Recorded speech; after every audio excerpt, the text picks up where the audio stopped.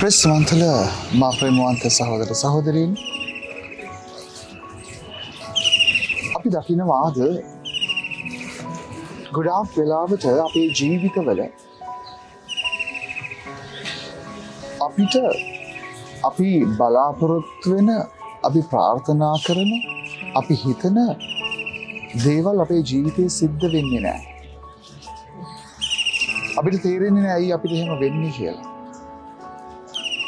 සමහර වෙලාවට අපි කොච්චර ඇවිල්ලා යාඥා කළත්, අපි දෙවියන් වහන්සේගෙන් කොච්චර දේවල් ඉල්ලුවත්, ඒ කිසිම දෙයකින් පළක් නැහැ කියලා අපිට දැනෙන්නට පටන් ගන්න තියෙනවා. ප්‍රේමවන්ත සහෝදර සහෝදරිනි, ඇයි අපිට එහෙම වෙන්නේ? මොකක් නිසාද අපිට එහෙම වෙන්නේ? මොකක්ද අපිට එහෙම වෙන්න හේතුව කියන කාරණාව ගැන අද පළවෙනි කියවීමේ සහ ජේසුස් වහන්සේ සුවිශේෂය තුළ අපිට ඉතාමත් පැහැදිලිව කියනවා. ජෙරමියා දිවස්ප්‍රසාදිවරයාගේ පොතෙන් ගත්ත කොටසක් අද අපිට ප්‍රබලව කතා කරනවා. අපි දෙවියන් වහන්සේගේ නීතියට පටහැනි වෙනකොට, දෙවියන් වහන්සේගේ හඬට සවන් දෙන්නේ නැති වෙනකොට, උන්වහන්සේ අපිට කියන දේවල් නොකර ඉන්නකොට, අපේ ජීවිතේ අපි දෙවියන්ගෙන් බැහැර වෙන තරමටම අපේ ජීවිතේ වේදනා, කරදර, ප්‍රශ්න වලට වඩා අපේ ජීවිතේ කලකිරීම, එපාවීම, අපිට දරා ගන්න බැරි තැන් ජීවිතේ ගොඩක් ඇති වෙනවා. අපිට ජීවිතේ හරි අමාරුයි, කටුකයි කියලා දැනෙන්නට පටන් ගන්නවා. ජීවිතේ සමහර වෙලාවට අපි මොන තරම් දේවල් හිතුවත් කරන්නට අන්තිමට අපේ ජීවිතය ඇවිල්ලා හිර වෙනවා. අද අපේ සිත් දැඩිකම නිසා, අපේ සිත්වල තියෙන ඒ තදකම නිසා, අපි සමහර වෙලාවට අපේ උඩඟුකම නිසා අපිට දේවල් කරගන්න, කියාගන්න අපිට හරි අමාරු වෙනවා.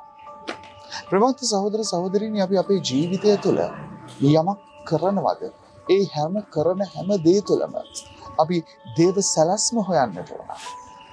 දෙවියන් වහන්සේගේ සැලැස්මට අනුකූල වෙන්නට ඕන.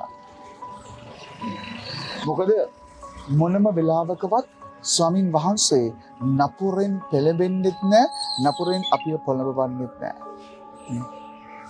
එනිසා කෙනෙකුට තමන්ගේ ජීවිතයේ නපුර අතහැරගන්න තවත් නපුරක් හොයාගෙන යනවා නම් ඒ නපුරෙන් වැඩක් වෙන්නේ නැහැ. කෙනෙකුට හිතෙනවා නම් මේ ජේසු අතන ඉන්නවා, ජේසු මෙතන ඉන්නවා කියලා. සමහර වෙලාවට සමහර අය දේවල් ප්‍රකාශ කරනවා, දේවල් කියනවා. අපි කොහොමද මේගොල්ලෝ ජේසුට පක්ෂයිද විපක්ෂයිද කියලා හොයාගන්නේ? අද උන්වහන්සේ කියනවා මට විපක්ෂ නොවන කෙනා මට පක්ෂයි කියලා. ඒත් අපි කොහොමද මේ ජේසුට පක්ෂයිද ජේසුට විපක්ෂයිද කියලා හොයාගන්නේ? මේක තමයි අද අපිට තියෙන ප්‍රධානම ගැටලුව. අපි මෙයා දෙවියන් වහන්සේට පක්ෂයි කියලා එයාව හොයාගෙන යනවා. නමුත් අපි ඇත්තටම දන්නේ නැහැ එයා පක්ෂයිද විපක්ෂයිද කියලා. දෙවියන් වහන්සේට ජේසුට පක්ෂපාතී කෙනෙක්. ජේසුගේ දහම විකෘති කරන්නේ නැහැ. ජේසුට පක්ෂපාතී කෙනෙක්. ජේසුගේ දහමේ හරය විනාශ කරන්නේ නැහැ. ජේසුට පක්ෂපාතී කෙනෙක්. ජේසුගේ ඉගැන්වීම් වලට පරිබාහිර වූ ඉගැන්වීම් අපිට දෙන්නේ නැහැ. එනිසා ජේසුට පක්ෂයිද විපක්ෂයිද කියන කාරණාව අපිට හොයාගන්නට පුළුවන් වෙන්නේ ඉගැන්වීම් වලින් විතරයි. එනිසා ජේසු අපිට කියන මේ අල්පේච්ඡ ජීවිතය, මේ සර්වසාධාරණ ජීවිතය, මේ මිනිසත් භවයේ ජීවිතය, සරල භවයේ ජීවිතය, අල්පේච්ඡ භවයේ ජීවිතය, පරිත්‍යාගයේ ජීවිතය, සමාවේ ජීවිතය, ආදරයේ ජීවිතයට යමෙක් පටහැනිව යමක් උගන්වනවාද? මම හිතනවා අපිට ඒක හොඳ අවස්ථාවක් වෙනවා. ඔහු හෝ ඇය ජේසුට පක්ෂයිද විපක්ෂයිද කියලා හොයාගන්න. එනිසා අපි ජේසුගේ හඬටයි ඇහුම්කම් දෙන්නට ඕනේ. දෙවියන් වහන්සේගේ හඬටයි ඇහුම්කම් දෙන්නට ඕනේ. අපි ජේසුගේ, දෙවියන් වහන්සේගේ හඬට ඇහුම්කම් දෙන තරමටම අපේ ජීවිත ප්‍රීතියෙන්, සතුටෙන්, සමාදානයෙන්, ශාන්තියෙන් පිරීලා තියෙයි. ආමේන්. අපි යාඥා කරමු. කරුණාබර දෙවි ස්වාමීනි, අද ගොඩාක් දිවසිවරු ඉන්නවා, බොරු දිවසිවරු ඉන්නවා. එදා වගේම ජෙරමියාගේ කාලේ වගේම, ඒසායාගේ කාලේ වගේම අද බොරු දිවසිවරු වලින් පිරීලා.